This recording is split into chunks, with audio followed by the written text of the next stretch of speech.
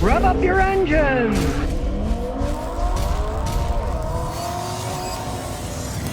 Now today we have the really first true luxury crossover SUV, the Lexus RX300.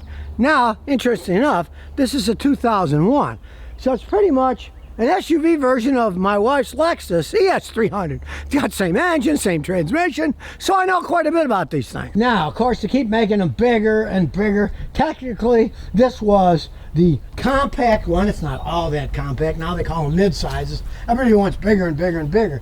But you can see it's held up pretty well considering that it lives in New York State. Well, they're still in good shape. They're not ripped or anything. You can re-dye, make them look nicer if you really want to, but wood steering column still good. The main reason people buy these is under the hood. It's got a 3-liter V6 Toyota engine in it. These things can run forever. Now, it's an old one, so it's an old one. And since it was in New York, you can see there's a lot of superficial rust. That doesn't mean anything.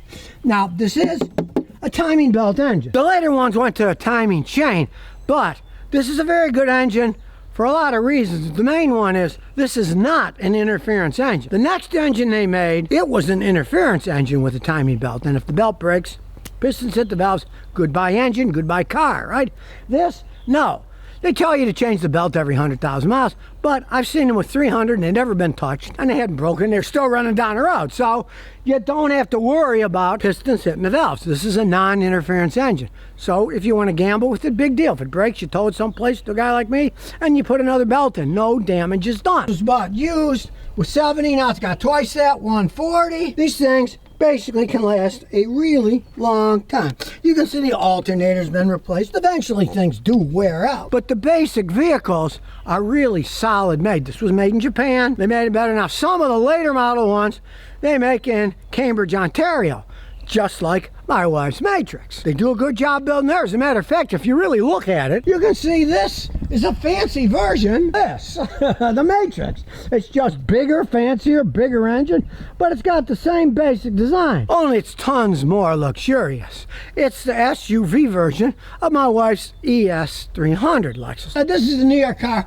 Unfortunately, he's had to replace the entire exhaust system because it was nickel and diming them to death. That's just what happens in a salt environment. They throw so much salt in the roads in New York in the winter. Our Matrix has still got everything original on it because it spent its life in Texas and Tennessee. It only comes to Rhode Island when it isn't snowing.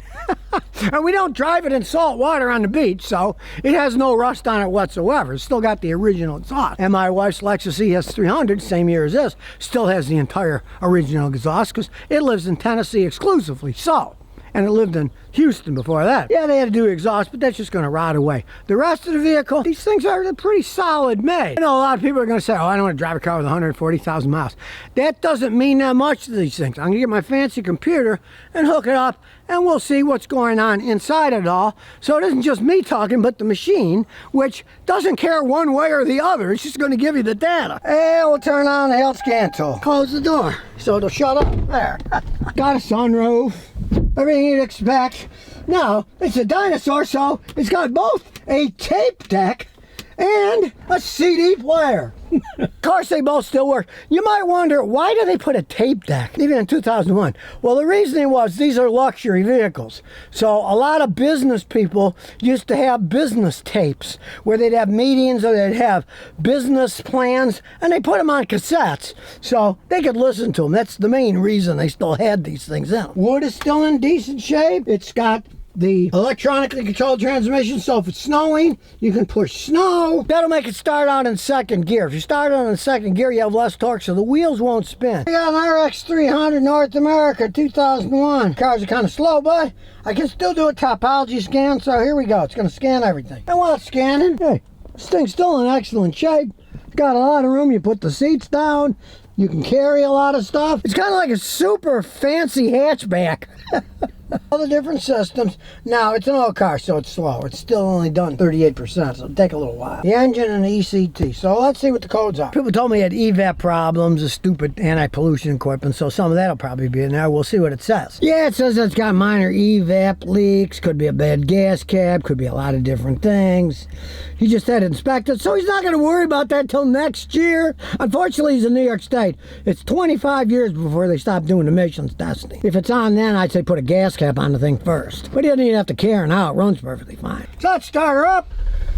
Now this is such an old car, the new scan tool doesn't like it, so I'm getting a scan tool made more for older cars. So as you can see, evap, small leak, that can be a gas cap.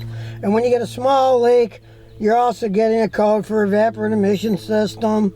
And another one, small leak. He said it comes and goes. He can put a gas cap on, maybe it'll fix it, but it won't affect the running of the car. So we'll start it up. I'll go to live data here. Now you can see it's running a little bit rich. Well, now it's going back to almost nothing. It's subtracting 1.6 fuel, that's not much. Now 0.8, that's not much. Fuel trim bank 2 is 0, that's perfect. Your equivalency ratio, it's pretty close to 1.